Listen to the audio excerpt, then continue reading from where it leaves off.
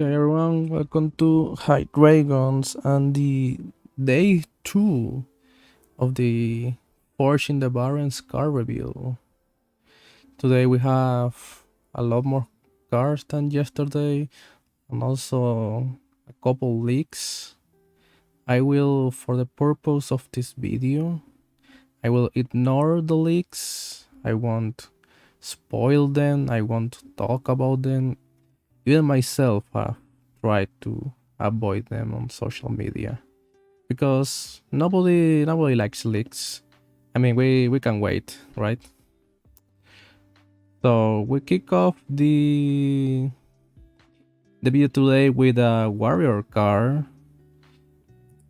Motion Elite. Taunt Battlecry. If your hero attack this turn, summon a copy of this. Well, what can I say about this? You probably play this in Quest Warrior. Actually, in both quests, you could play this, I guess. But ignoring the old Dome one, in Ragnarok's quest, you can play this as your quote-unquote top end because you still play Armageddon, of course. And attacking in that deck is not that hard. You usually want to play Ankar to get some search going on.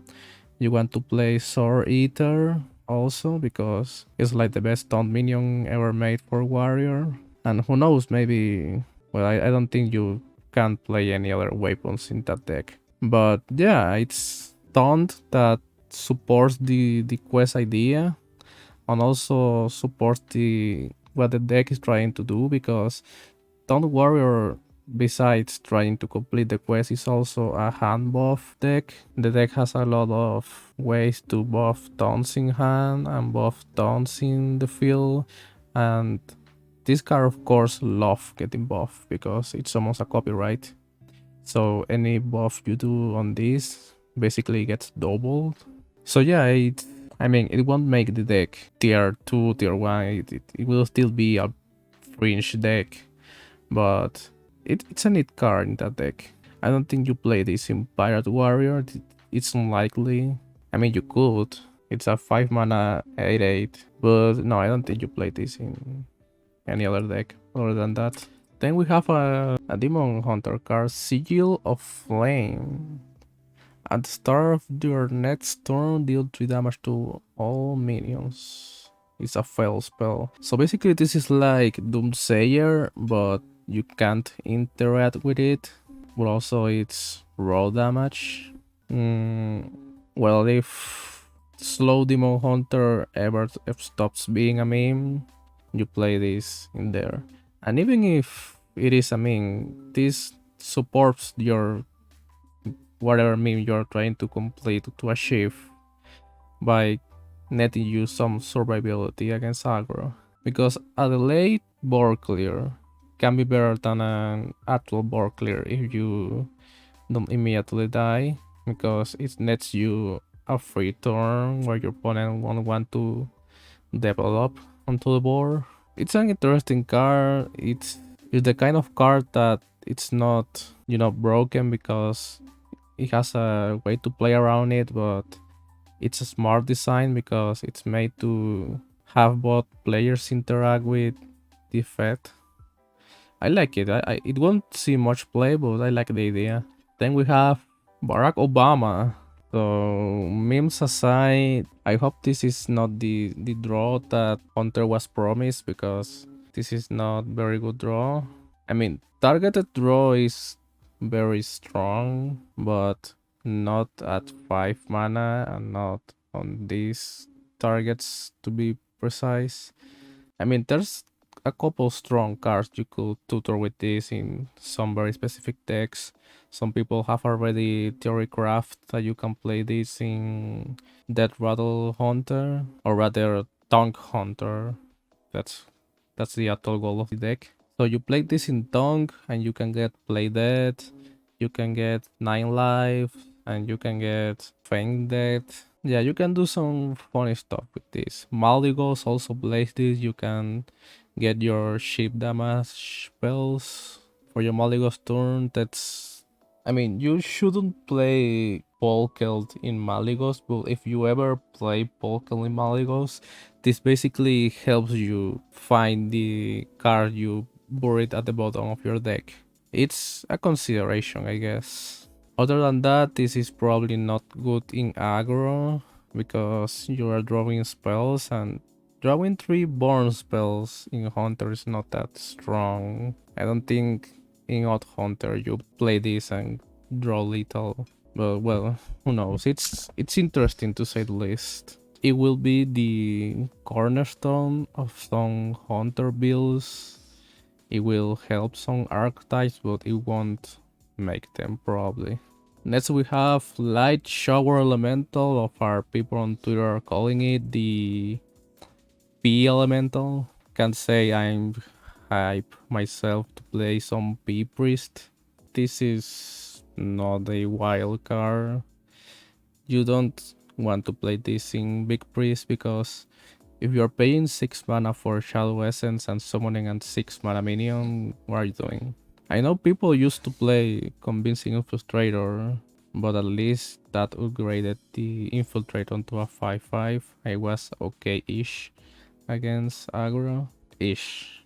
But right now, Big Priest is so consistent in what minions and spell displays that you would only be ruining that consistency by playing this, and the payoff for this is just a healing effect. If you're that desperate for healing, just play Obsidian Statue, and people have stopped playing Obsidian Statue.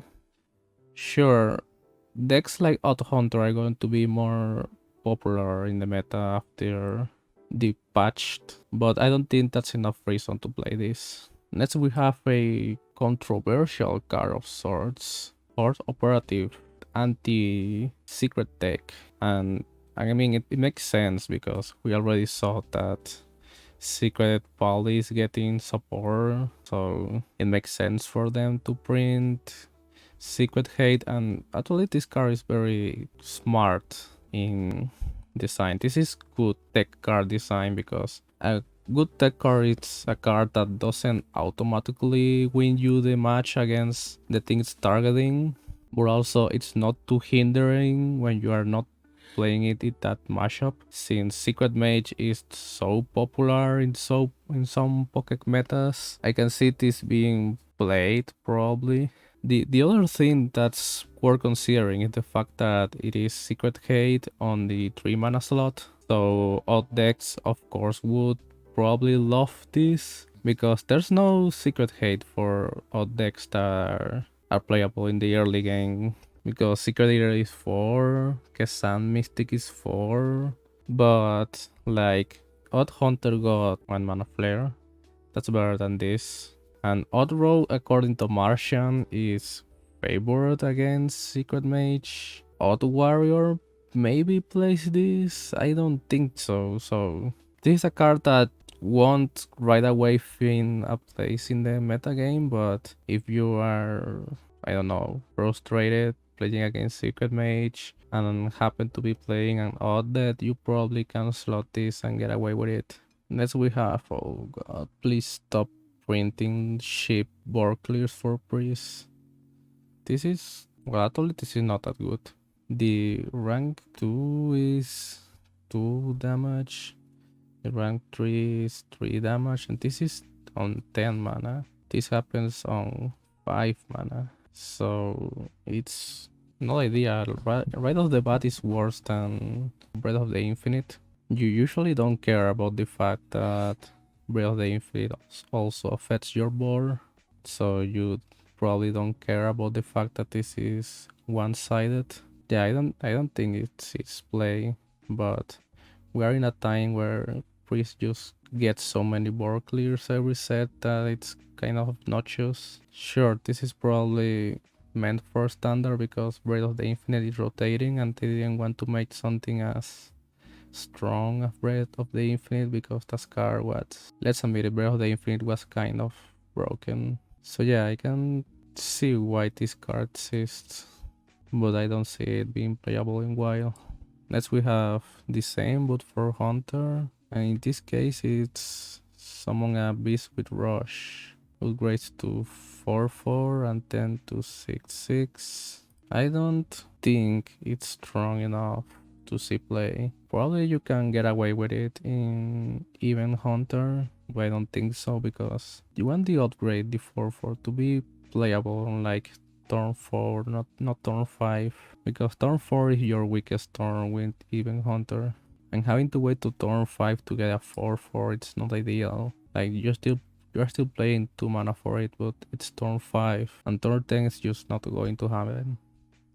And even if it is, it's not powerful enough for 2 mana. What else are you doing on turn 10? What cards are you holding in hand that you still have in turn 10? Yeah, this card is probably too weak for a while, but I reckon we will see some experimentation because Rush is always very good.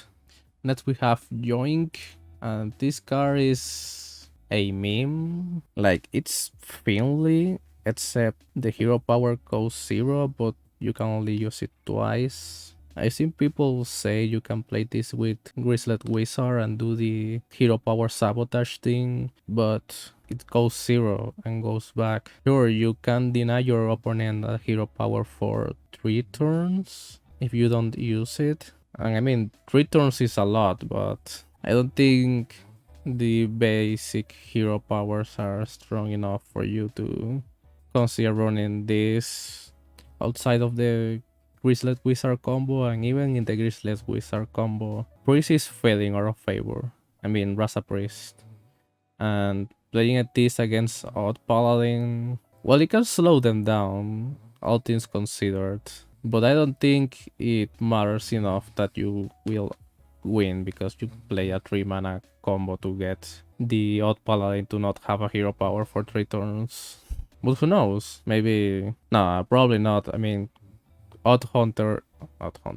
I mean, Odd Paladin is very grindy, so just neutering them for 3 turns won't win you the game. Some people said you can play this in Burger Rogue, and some people were used to play Finley in that deck like 1 or 2 years ago. But the deck is so tight that it's hard to fit Finley, and it's also hard to fit this. Nothing can stop us. I wonder how many more pawns, Murloc related pawns, they have under their sleeve. But yeah, this card is kind of strong in Murloc decks. Like, this is +2/+2 on Murlocs, right? That's basically anything can... No, anything is awesome. The Murloc board buff that gets cheaper with more Murlocs, it goes 7, so you would need 4 Murlocs for it to cost 3 like this. This is basically that card, but if you always have 4 Murlocs out. Now, is it enough to bring Murloc Shaman back? I mean, the number 1 rule for WoW is that redundancy is what makes decks strong. And of course, synergies that are not meant to be together. And having a strong, odd, or even deck. And this is redundancy, but it's not the kind of redundancy that you want. Because when it comes to Murloc Shaman, you're looking for proactive buff, proactive Murloc cards that advance your plays and make your board resilient. This can make your board resilient, but probably not enough and not cheap enough. But I think it's worth considering still. I don't think this will bring back Murloc Shaman into the meta, but it's interesting to think about it. Of course you don't play the quest, but if you ever want to play the Murloc quest, of course you can try this.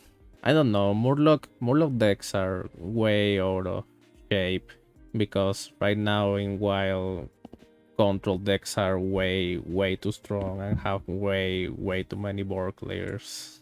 Like the only way Murlocs are playable are with that high roll combo tip the scales deck with the prismatic lens abuse. So I don't think Shaman has the tools to make Murlocs work because they don't have that kind of stupid high roll.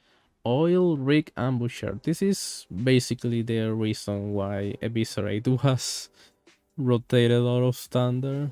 Deal 2 damage if this card enters your hand this turn, deal 4. No, the use of the word entered means that if you draw this, it's active, but also if you add this to your hand by other means, it's also active. So if you, for example, then play Shadow Step and play it again, it's still active, and that's already 8 damage for 6 mana. That's a lot of mana, but I mean that's also a lot of tempo, and it's also a lot of damage you're pulling out. I think this guy may be too slow for some wild builds. You don't play this in Kingsbane because it's not a pirate and it's not a weapon buff. You don't play this in Odd Rogue because obviously it costs 4 mana, and that's basically all the rogue archetypes that are thriving right now. But if you can find a kind of tempo-ish deck, or maybe a way to abuse this in a combo, sure, go ahead. It's 4 damage every time you play it. Next we have Cold Card Pack Runner, the last card revealed today legally. After you cast a spell, summon a 1/1 Gina with Rush for 2 mana. This effect is very strong, but not strong enough that you actually build around it. Like, what hunter deck right now plays a lot of spells? Well, probably the legendary helps you with that, I guess, but I don't know, I'm not seeing it that much. Maybe you play it with Clocked Huntress, play a bunch of secrets and summon a bunch of rush stuff, but they are 1/1s. Like, it's not strong enough. Maybe you still played it for the upside, but I don't think so. I don't know if this can ever see play in WoW. I think the cards revealed today were all kind of underwhelming, right? I mean, for WoW standards. Not a very exciting day outside of the leaks. Damn, the rest of the cards are kind of underwhelming. And yesterday I said, oh, I hope this set doesn't drop the ball, and it did drop the ball on the second day. But yeah, the set still looks very interesting to play with, because there's still a lot of cards that reward creative deck building, but the power level, it's not that high. Well, I guess we'll see tomorrow with more reveals and when the Paladin and Warlock legendaries get officially announced legally. I guess there's not much else to say today, right?